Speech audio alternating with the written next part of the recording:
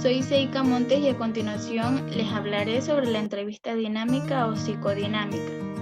Es importante saber que esta es una temática un poco extensa, por lo que a continuación expondré lo que yo considero más importante dentro de la misma.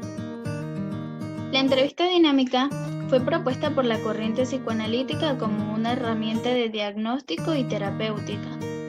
Su regla fundamental es la asociación libre, es decir, que por medio de la verbalización se le pide al paciente que exprese todos los hechos o sucesos que le estén causando el malestar sin censurar o reprimir absolutamente nada.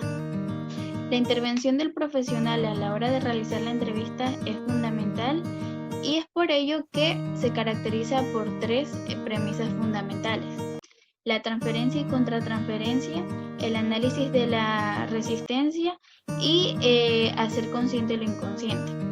Cuando hablamos de transferencia, estamos haciendo referencia a que el paciente va a exponer todos los hechos o sucesos que le han causado un malestar. Antiguamente los va a traer a consulta y los va a caracterizar por medio del entrevistador. Mientras que la contratransferencia, lo que yo considero que sería la respuesta del profesional a dicha caracterización o a dicha relación que el paciente realiza.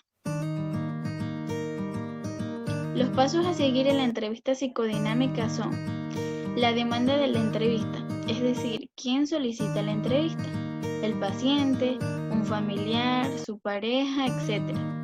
El motivo de consulta es lo primero que el paciente manifiesta a la hora de la entrevista, el porqué de la consulta.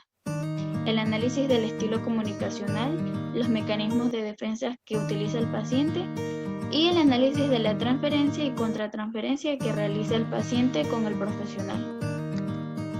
Si bien la entrevista psicodinámica se basa en algunos aspectos en el psicoanálisis, no sigue fielmente las consignas de la entrevista psicoanalítica, ya que en la entrevista psicoanalítica el profesional se ubica por detrás del paciente utilizando una voz tenue y también interviene en el diván del paciente, mientras que en la entrevista dinámica esto no se hace.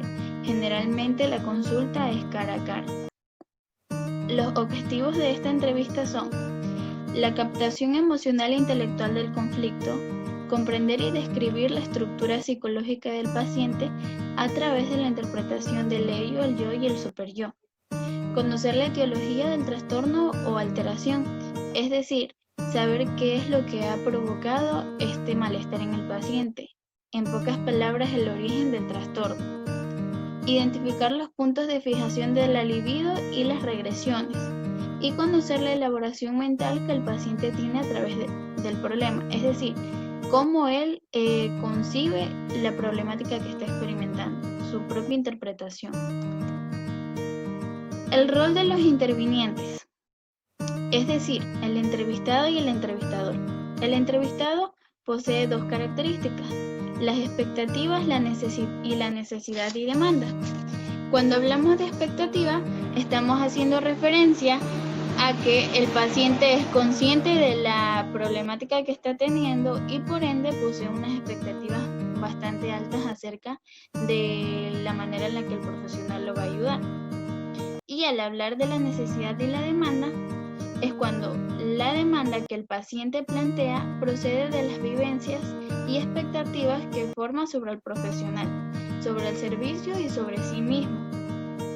El entrevistador es el que cobra el papel fundamental, es el que dicta el encuadre de la entrevista y además debe de cumplir con ciertos requisitos. Entre ellos debe de mantener un equilibrio mental, aceptar la transferencia que se va a dar entre el paciente y él, debe de tener conocimientos previos acerca de esta temática y también debe de ser consciente de que en ocasiones el paciente será quien dirija la terapia.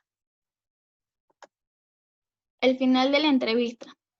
Este se inicia con una suave indicación del entrevistador hacia el entrevistado y además también se da un breve resumen o una recopilación de todo lo que se ha dicho en consulta.